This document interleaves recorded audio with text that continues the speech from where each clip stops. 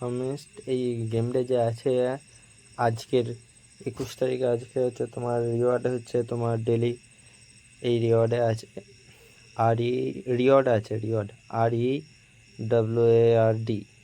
এইটা করার জন্য করার জন্য তোমার হচ্ছে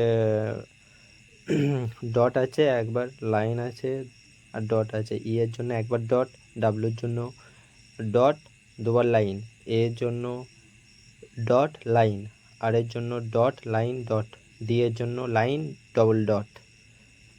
এটা করার সাথে সাথে তোমরা রিওয়ার্ড পেয়ে যাবে।